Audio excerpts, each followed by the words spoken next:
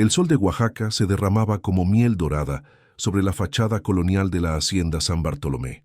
Era un sábado de mayo, y el aire vibraba con la promesa de lo que debería ser el día más feliz en la vida de Juana Méndez. A sus 28 años, la joven maestra de primaria se miraba en el espejo mientras su madre, Sofía, acomodaba con manos temblorosas la última horquilla en el elaborado moño que coronaba su cabello negro azabache. «Te ves hermosa, mi niña», susurró Sofía con los ojos brillantes de lágrimas contenidas. «Tu padre estaría tan orgulloso». Juana asintió, intentando ignorar ese pequeño nudo de inquietud que se había instalado en su estómago desde hacía semanas. Se dijo a sí misma que eran solo nervios prenupciales, completamente normales. Después de todo, Antonio Fuentes representaba todo lo que ella había soñado: exitoso abogado de una prestigiosa firma en la Ciudad de México, educado, apuesto, de buena familia, un hombre que la había cortejado como si fuera una princesa durante los 2 años de su relación. «¿Estás bien, Juana?», preguntó Lupita, su mejor amiga desde la infancia y dama de honor principal. Algo en la mirada de Juana debió haberla delatado. «Sí, claro», respondió Juana, forzando una sonrisa. «Es solo que todo parece tan perfecto». Lupita la miró con una expresión indescifrable antes de ajustar el velo sobre su rostro. «Recuerda que siempre puedes contar conmigo, para lo que sea», dijo en voz baja, como si temiera que alguien más pudiera escucharla. El comentario quedó flotando en el aire, pero Juana no tuvo tiempo de analizarlo. La coordinadora de la boda asomó la cabeza por la puerta, anunciando que era hora. La novia se puso de pie, alisando la falda de su vestido de encaje. 200 invitados la esperaban en los jardines de la hacienda, donde un altar adornado con bugambilias y cempasúchil marcaba el lugar donde intercambiaría votos con Antonio. Mientras caminaba del brazo de su tío Héctor, quien la entregaría en ausencia de su padre fallecido, Juana repasaba mentalmente cómo había llegado hasta aquí. El encuentro casual en aquella exposición de arte en Bellas Artes, la forma en que Antonio la había perseguido con determinación, las cenas elegantes, los regalos caros, la propuesta de matrimonio en aquel restaurante con vista al Zócalo, todo había sido como un cuento. Sin embargo, también recordaba los pequeños detalles que había elegido ignorar. La forma en que él insistía en revisar su teléfono por diversión, cómo fruncía el ceño cuando ella mencionaba salir con sus amigas, o aquella vez que había golpeado la pared junto a su cabeza durante una discusión, disculpándose después con lágrimas en los ojos. «Es que te amo tanto que me vuelves loco», había dicho. Y ella lo había perdonado, convenciéndose de que era pasión, no violencia. La marcha nupcial comenzó a sonar, y los invitados se pusieron de pie. Al final del pasillo decorado con pétalos blancos, Antonio la esperaba, imponente en su traje negro, con esa sonrisa que siempre la desarmaba. A su lado, su madre, doña Carmela Fuentes, la observaba con ese escrutinio que Juana había aprendido a temer, como si constantemente la estuviera evaluando y encontrando defectos. Con cada paso hacia el altar, Juana sentía que su corazón se aceleraba. No era la emoción que había imaginado, sino un miedo creciente que intentaba acallar. «Es normal tener dudas», se repetía. «Todas las novias las tienen». Cuando finalmente llegó junto a Antonio, él tomó su mano con fuerza excesiva. Nadie más lo notó, pero ella sintió sus dedos apretando los suyos en una silenciosa advertencia. Sus ojos, usualmente cálidos en público, tenían un brillo frío que ella reconoció de inmediato. «Estás preciosa», murmuró él para que todos lo oyeran, y luego solo para ella. «Espero que no hayas estado hablando tonterías con Lupita». El estómago de Juana dio un vuelco. ¿Cómo sabía él que Lupita le había dicho algo? ¿Los había estado espiando? El sacerdote comenzó la ceremonia con palabras solemnes sobre el amor y el compromiso eterno. Juana apenas escuchaba, concentrada en respirar normalmente mientras veía su vida desfilar ante sus ojos. No era la primera vez que Antonio mostraba signos de control o celos, pero siempre había tenido la habilidad de hacerla dudar de sus propias percepciones. Si hay alguien que conozca algún impedimento por el cual esta pareja no deba unirse en matrimonio, que hable ahora o calle para siempre, pronunció el sacerdote. Un silencio sepulcral cayó sobre la congregación. Juana sintió que el tiempo se detenía. Por un instante fugaz, deseó que alguien, cualquiera, se levantara y gritara la verdad que ella misma se negaba a reconocer, pero nadie lo hizo. La ceremonia continuó, y pronto llegó el momento de los votos. Antonio habló primero, con palabras tan emotivas y perfectamente ensayadas que arrancaron suspiros entre los invitados. Prometió amarla, respetarla y protegerla hasta su último aliento. Juana lo escuchaba como si estuviera sumergida bajo el agua, las palabras distorsionadas por la disonancia entre lo que él decía y lo que ella había experimentado en la intimidad de su relación. Cuando fue su turno, Juana abrió la boca, pero las palabras se negaron a salir. Un silencio incómodo se extendió por los jardines. Antonio apretó su mano con más fuerza, su sonrisa congelada en una mueca que solo ella podía interpretar como una amenaza. «Yo», comenzó Juana, su voz apenas audible. «Yo prometo». Fue entonces cuando sucedió. En la primera fila el teléfono de Lupita vibró con una notificación, un sonido insignificante que en cualquier otra circunstancia habría pasado desapercibido. Pero Antonio lo notó, y su mirada se clavó en la mejor amiga de Juana con tal intensidad que la joven palideció visiblemente. Algo cambió en ese momento, como si una corriente eléctrica hubiera recorrido el cuerpo de Antonio.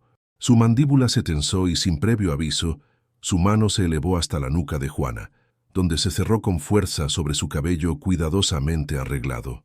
«Termina tus votos», siseó entre dientes, con una sonrisa que no alcanzaba sus ojos, pero lo que pretendía ser un gesto controlado se convirtió en algo mucho peor cuando, en un arranque de ira apenas contenida, Antonio jaló del cabello de Juana con tal fuerza que varias horquillas saltaron y el velo se ladeó sobre su rostro. El dolor agudo arrancó un grito ahogado de la garganta de Juana. El tiempo pareció detenerse. Los 200 invitados quedaron paralizados, sumidos en un silencio tan denso que podría cortarse con un cuchillo. El sacerdote dejó caer el misal de sus manos, el golpe seco contra el suelo resonando como un trueno, en medio de aquel silencio atónito.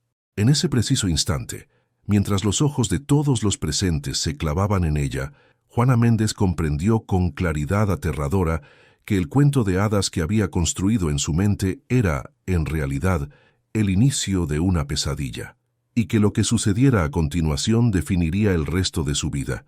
El tiempo se congeló en los jardines de la hacienda San Bartolomé. 200 pares de ojos fijos en la escena que acababa de desarrollarse ante ellos. Antonio Fuentes, respetado abogado y aparente caballero, sujetando a su novia del cabello con una violencia que desmentía toda su fachada de perfección. El silencio era ensordecedor. Nadie se atrevía a moverse, como si un hechizo hubiera caído sobre la congregación. Doña Carmela, madre de Antonio, cubría su boca con un pañuelo de seda. Sus ojos no reflejaban sorpresa, sino algo más cercano al reconocimiento. Sofía, la madre de Juana, había palidecido hasta adquirir un tono ceniciento. Fue Lupita quien reaccionó primero, dando un paso adelante con determinación, pero Juana levantó una mano para detenerla. Este era su momento de verdad, y debía enfrentarlo sola. Con movimientos deliberados, Juana separó la mano de Antonio de su cabello. El sonido de los mechones desprendiéndose pareció amplificarse en aquel silencio sepulcral. Luego, sin prisa, se quitó el velo completamente y lo dejó caer al suelo. «Gracias, Antonio», dijo con una voz clara que resonó por todo el jardín. «Acabas de mostrarles a todos quién eres realmente». La cara de Antonio se transformó en una máscara de furia y vergüenza. «Juana, no seas dramática», intentó recuperar el control, forzando una risa que sonó hueca. «Solo fue un accidente, estaba nervioso y...» «No fue un accidente», lo interrumpió ella, su voz más firme de lo que nunca había sido frente a él. «Y todos lo saben ahora».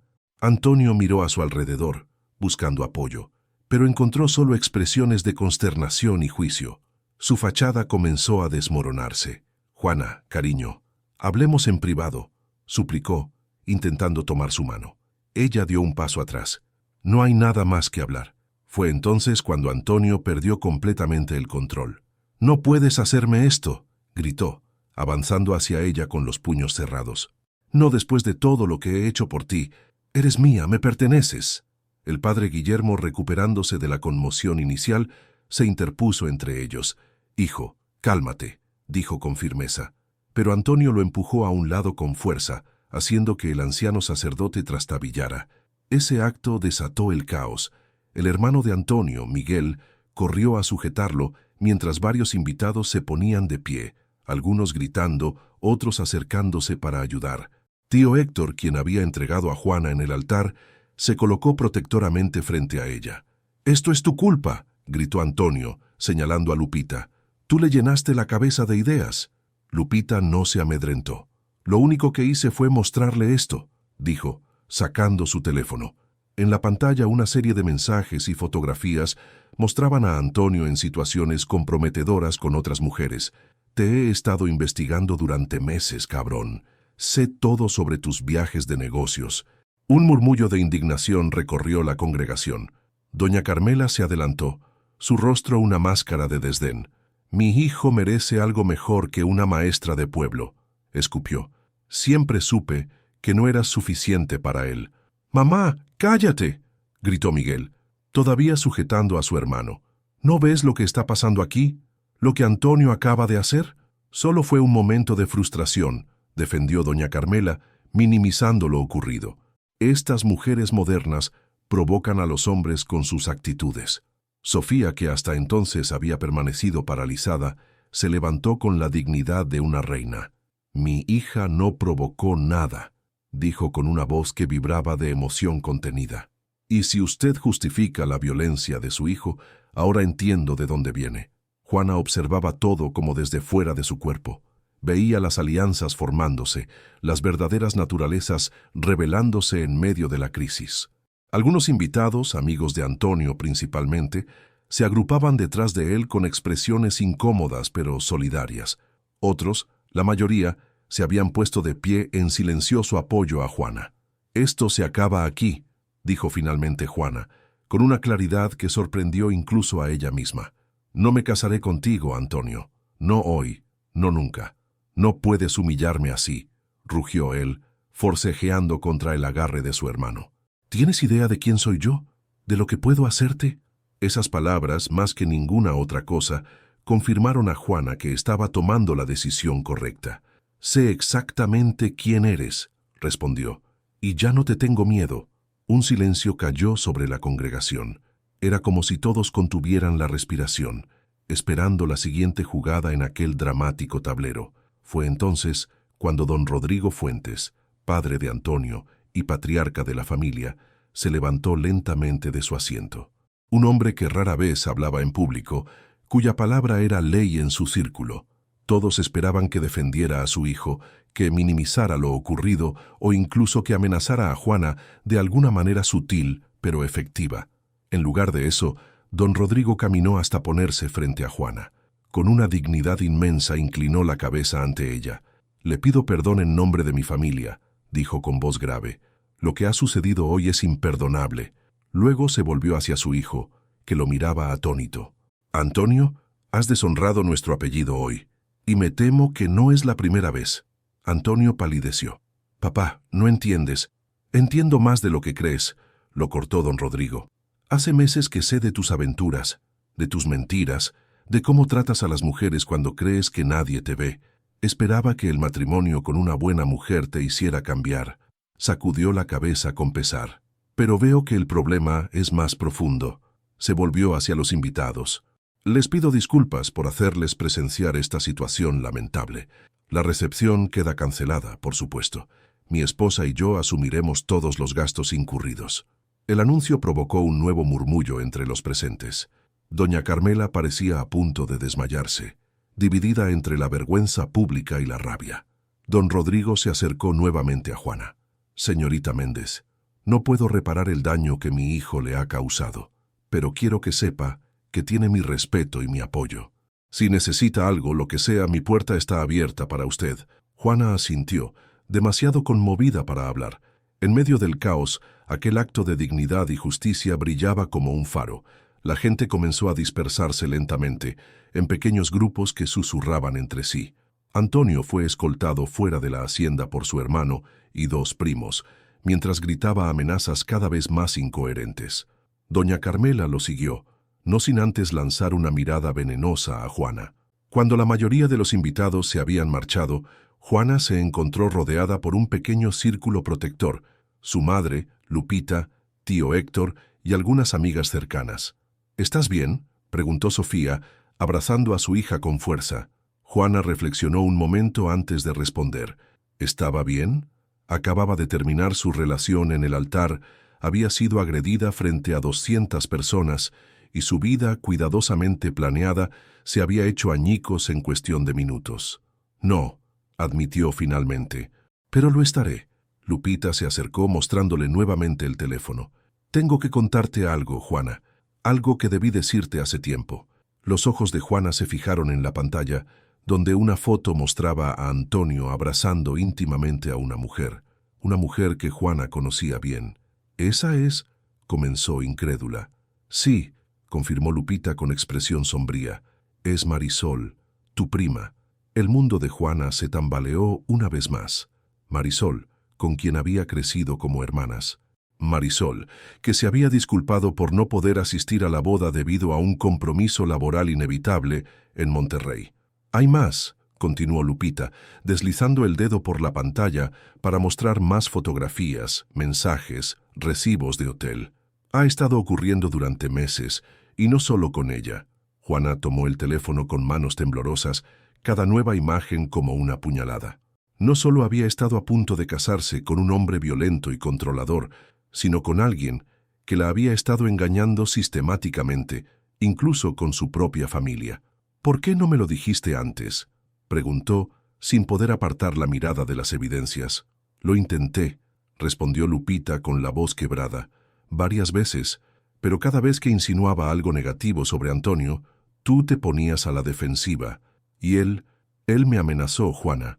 Dijo que si te mostraba algo de esto, se aseguraría de que perdieras tu trabajo en la escuela, que su bufete tenía conexiones con la Secretaría de Educación». Juana cerró los ojos, recordando todas las veces que había defendido a Antonio frente a las sutiles advertencias de Lupita. ¿Cómo había elegido la ceguera voluntaria por miedo a enfrentar la verdad?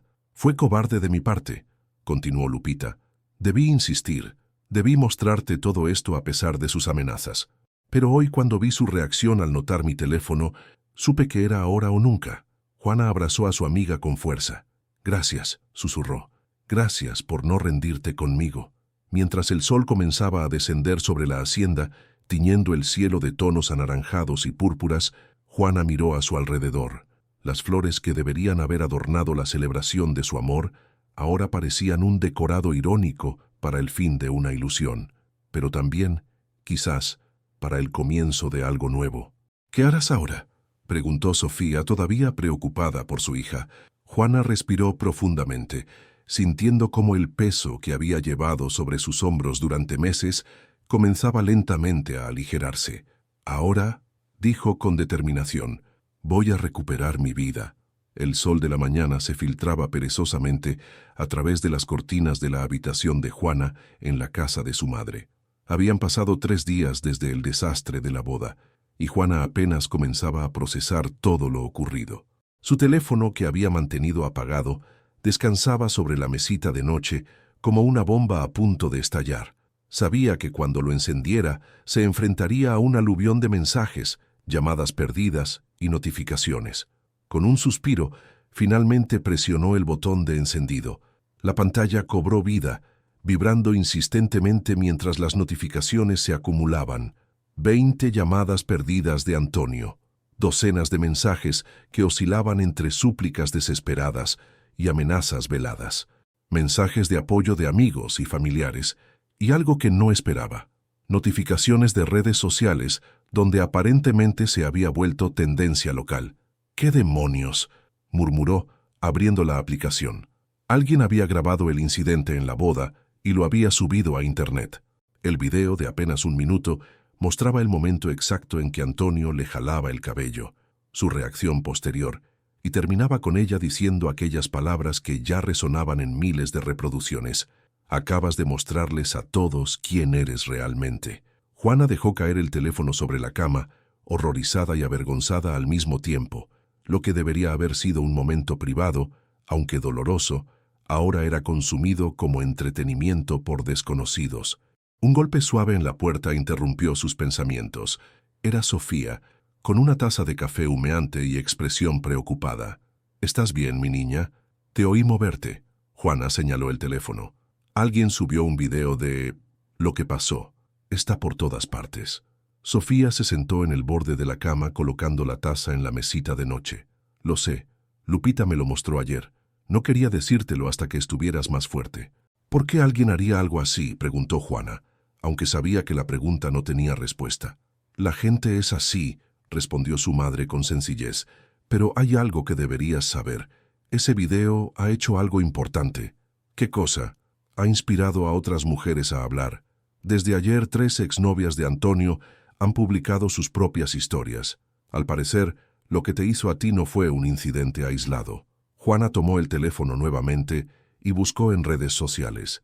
Efectivamente, las publicaciones estaban ahí, testimonios detallados de mujeres que habían pasado por experiencias similares o peores con Antonio Fuentes. Control, manipulación e incluso violencia física que había sido cuidadosamente ocultada tras disculpas elaboradas y promesas vacías. «No puedo creer que no lo supiera», murmuró Juana. «¿Cómo pude ser tan ciega?» «No te culpes», dijo Sofía con firmeza. «Hombres como él son expertos en engañar, en mostrar solo lo que quieren que veas». En ese momento, el teléfono de Juana vibró con una llamada entrante. Era un número que no reconoció. «¿Debo contestar?», preguntó a su madre. «Podría ser cualquiera, con ese video circulando», advirtió Sofía. «Ten cuidado». Juana dudó, pero finalmente respondió. «¿Hola? ¿Señorita Méndez?». La voz al otro lado era profesional, educada. «Mi nombre es Laura Sandoval. Soy periodista de El Universal. Me gustaría hablar con usted sobre lo ocurrido en su boda». Juana sintió que el estómago se le revolvía. «No estoy interesada en hacer de mi vida un espectáculo», respondió con frialdad. «Lo entiendo perfectamente», dijo la periodista sin perder la compostura. «Pero no se trata solo de su historia. Llevo 6 meses investigando a Antonio Fuentes y su bufete de abogados por presuntas conexiones con lavado de dinero del narcotráfico. Su video podría ser la pieza que faltaba para que más personas se atrevan a hablar». Juana se quedó sin palabras. «¿Narcotráfico? ¿Antonio?». Parecía sacado de una telenovela mala. «Debe ser una broma», logró decir finalmente. «Le aseguro que no lo es», respondió Laura con seriedad. «El bufete Fuentes y Asociados ha representado a varios empresarios vinculados con carteles. Nuestras fuentes indican que Antonio personalmente ha facilitado transacciones sospechosas. Si está dispuesta a reunirse conmigo, puedo mostrarle parte de nuestra investigación». Juana miró a su madre, que había escuchado lo suficiente para mostrar preocupación en su rostro. «Necesito pensarlo», dijo finalmente. «¿Puede darme su número? Yo la llamaré». Después de colgar, Juana le explicó a Sofía la situación. Su madre palideció. «Si eso es cierto, podría ser peligroso», advirtió. «No sabemos de qué es capaz Antonio o con quién está involucrado».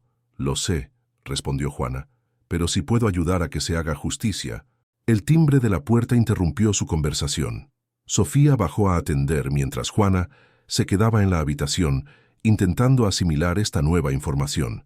¿Era posible que Antonio no solo fuera un manipulador abusivo, sino también un criminal?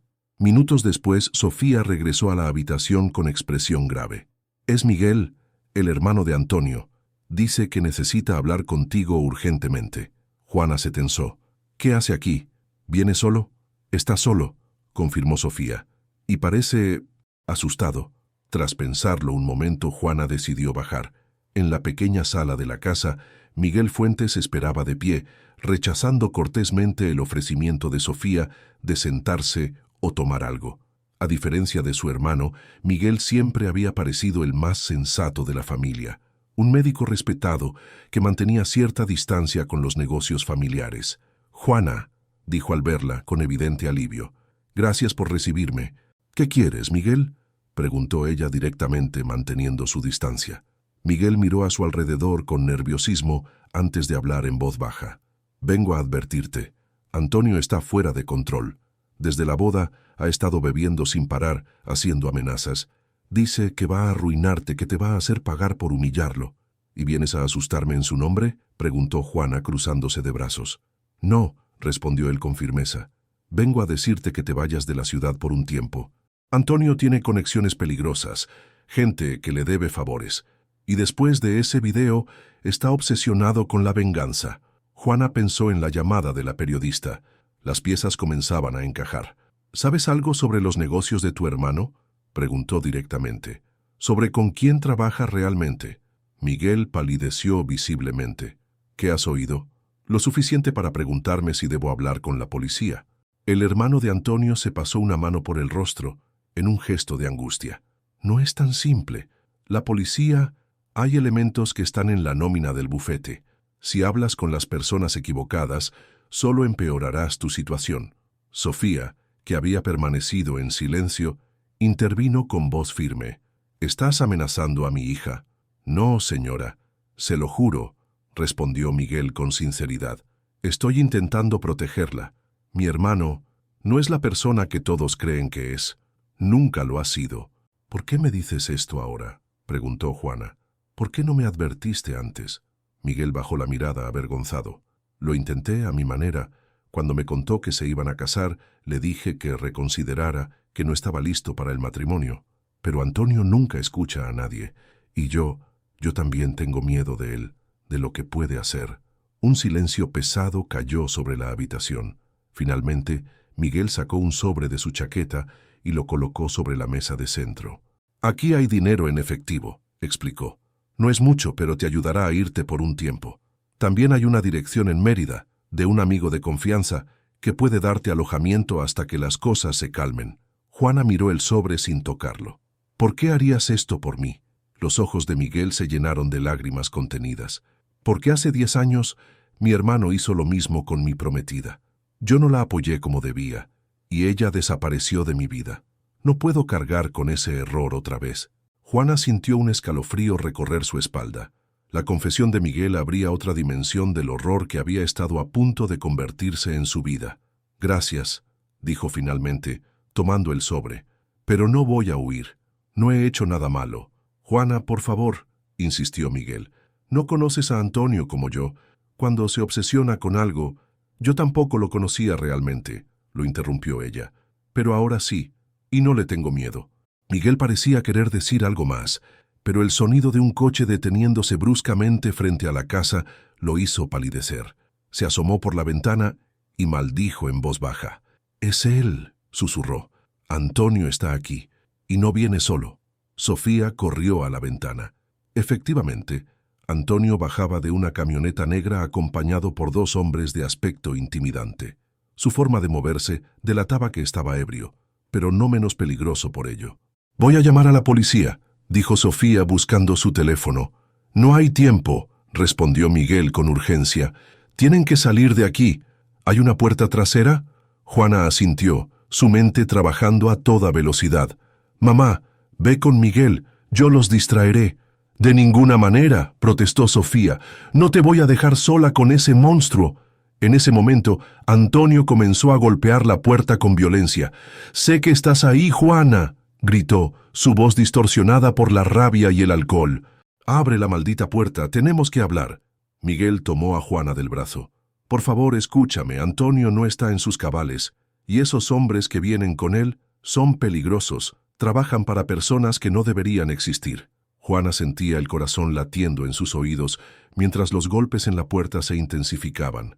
Pensó en su vida, en cómo había estado a punto de atarse para siempre a un hombre que ahora amenazaba todo lo que amaba, en todas las señales que había ignorado. Una claridad repentina la invadió. Sacó su teléfono y rápidamente marcó un número. «Laura Sandoval, soy Juana Méndez. Necesito su ayuda ahora mismo». El sonido de las sirenas rompió la tensión que se había apoderado de la pequeña casa en el barrio de la Condesa. Antonio y sus acompañantes se giraron alarmados hacia la calle, donde 3 patrullas se aproximaban a toda velocidad. No eran policías municipales comunes. Los vehículos llevaban el distintivo de la Fiscalía Especializada en Delincuencia Organizada. «¡Hijo de puta!», gritó Antonio, volviéndose hacia la ventana donde podía ver parcialmente a Juana. Su rostro, desfigurado por la ira y el alcohol, ya no guardaba ningún parecido con el del hombre encantador que ella había creído amar. «Esto es tu culpa. Te voy a... No terminó la frase. Uno de sus acompañantes lo sujetó del brazo, arrastrándolo de vuelta a la camioneta. Pero era demasiado tarde. Las patrullas cerraron el paso y en cuestión de segundos, oficiales armados rodearon el vehículo, ordenando a gritos que todos salieran con las manos en alto. Desde la ventana, Juana observaba la escena con una mezcla de terror y alivio. La periodista Laura Sandoval había actuado con sorprendente rapidez. «Tengo contactos en la fiscalía», le había explicado por teléfono. «Llevamos meses construyendo un caso contra la red de lavado de dinero donde está involucrado Antonio. Tu situación puede ser el catalizador que necesitábamos». Miguel se acercó junto a Juana, su rostro pálido mientras veía cómo esposaban a su hermano. «No puedo creer que esto esté pasando», murmuró, aunque en el fondo siempre supe que terminaría así. Antonio, arrodillado en el pavimento mientras los oficiales lo registraban, levantó la mirada hacia la casa. Sus ojos encontraron los de Juana a través de la ventana. No había arrepentimiento en ellos, solo una promesa silenciosa de venganza que le heló la sangre. «Esto no ha terminado», le dijo Miguel, como leyendo sus pensamientos. «Mi hermano tiene contactos poderosos, incluso desde la cárcel». «Lo sé», respondió Juana con una calma que no sabía que poseía, «pero ya no voy a vivir con miedo». Las siguientes semanas transcurrieron en un torbellino de declaraciones, reuniones con fiscales y decisiones difíciles. El caso contra Antonio Fuentes y varios de sus socios se había convertido en un escándalo mediático. El prestigioso bufete de abogados resultó ser una elaborada fachada para operaciones de lavado de dinero que servían a 3 carteles diferentes. Don Rodrigo Fuentes, destrozado por la verdad sobre su hijo, cooperó plenamente con las autoridades, proporcionando documentación crucial que ayudó a construir el caso. Doña Carmela, por su parte, se negó a aceptar la realidad, culpando a Juana de destruir a su familia por despecho. Una tarde de julio, casi 2 meses después de la fallida boda, Juana se encontraba en la pequeña cafetería donde había acordado reunirse con Laura Sandoval. La periodista, una mujer de unos 40 años con ojos perspicaces y energía contagiosa, había pasado de ser una extraña a convertirse en una especie de mentora para Juana. «¿Cómo estás llevando la fama no deseada?», preguntó Laura después de pedir 2 cafés. Juana sonrió levemente. El video de su boda había superado el 1.000.000 de reproducciones, convirtiéndose en un símbolo para muchas mujeres. Le habían pedido entrevistas, participación en programas de televisión, incluso un libro sobre su experiencia. Había rechazado casi todo. «Intento mantener mi vida lo más normal posible», respondió. «He vuelto a dar clases. Los niños no saben nada de todo esto, y eso me ayuda a mantener los pies en la tierra». Laura asintió, comprensiva. «Has manejado todo esto con una dignidad admirable. Muchos en tu lugar habrían capitalizado la atención». «No quiero ser conocida como la novia del video», explicó Juana. «Además, hay algo que he estado pensando». Se interrumpió cuando su teléfono vibró. Era un mensaje de Miguel. «Sentencia dictada. 15 años. Te llamo luego». 15 años de prisión para Antonio. La noticia debería haberle proporcionado alivio, pero en su lugar sintió un vacío extraño. No era felicidad ni tristeza, sino algo más cercano a la conclusión. Un capítulo que finalmente se cerraba. «¿Buenas noticias?», preguntó Laura, notando su expresión. «Antonio fue sentenciado a 15 años», respondió Juana, todavía procesando la información. Laura extendió su mano sobre la mesa, apretando brevemente la de Juana. Se hizo justicia. «Aunque ambas sabemos que sin tu valentía esto nunca habría salido a la luz». Juana sacudió la cabeza. «No fue valentía, fue supervivencia, y no fui solo yo, fueron todas esas mujeres que se atrevieron a contar sus historias después». «A eso me refiero», insistió Laura. «Creaste un espacio donde otras encontraron la fuerza para hablar. Eso es lo que quería proponerte». La periodista sacó una carpeta de su bolso y la colocó sobre la mesa. «He estado trabajando en un proyecto, una fundación para apoyar a mujeres que han vivido situaciones de abuso y control. No solo ayuda legal, sino también apoyo psicológico, recursos para independizarse económicamente, un verdadero sistema de apoyo». Juana abrió la carpeta hojeando el proyecto detalladamente elaborado. «¿Por qué me muestras esto?», preguntó, aunque ya intuía la respuesta. porque quiero que seas parte de él. Tu experiencia, tu forma de conectar con las personas serían invaluables. No como la novia del video, sino como Juana Méndez, la maestra que encontró su voz y ahora ayuda a otras a encontrar la suya. La propuesta quedó flotando entre ellas mientras Juana consideraba sus implicaciones. Hace apenas unos meses, su mayor preocupación era elegir el color correcto para las servilletas de su boda. Ahora, contemplaba un camino completamente diferente. «Necesito pensarlo», dijo finalmente. «Es un cambio importante». Laura sonrió. «Por supuesto. Tómate tu tiempo». Al salir de la cafetería, el calor de la tarde envolvió a Juana como un abrazo.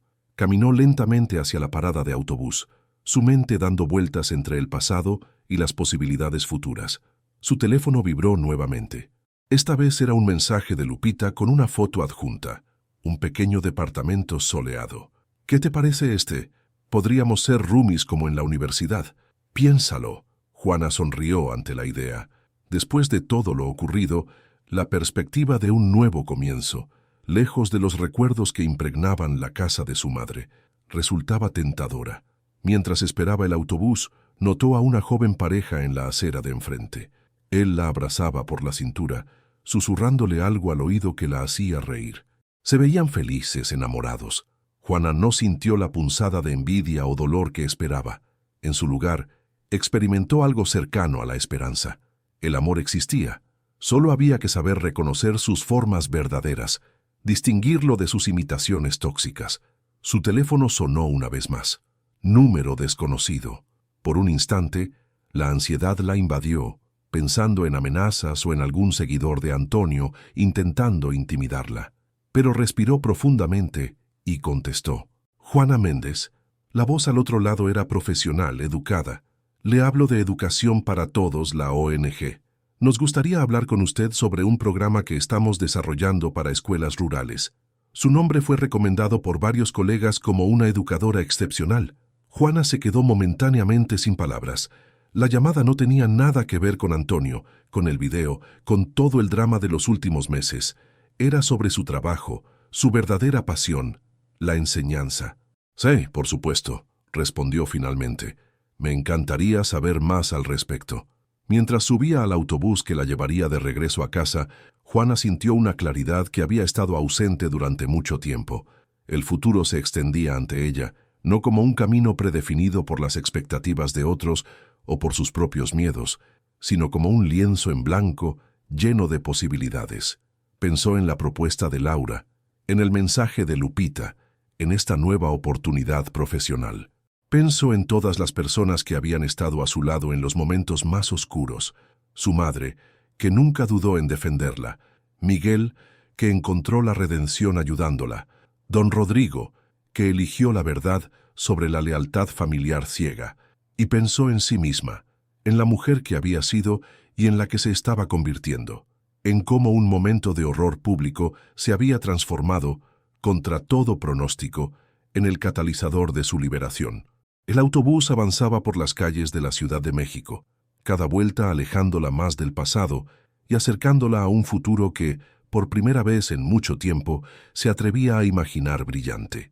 No sabía exactamente qué forma tomaría ese futuro, qué decisiones tomaría en los próximos días, semanas o meses, pero de algo estaba segura: nunca más permitiría que el miedo silenciara su voz. Mientras el sol comenzaba a ponerse sobre el horizonte urbano, tiñendo el cielo de tonos rojizos y dorados, Juana Méndez miró por la ventanilla y sonrió. No era el final feliz que una vez había imaginado, con vestido blanco y promesas eternas. Era algo mucho más valioso, un nuevo comienzo, ganado con lágrimas y coraje, pero completamente suyo. Y eso, pensó mientras el autobús se detenía en su parada, era más que suficiente.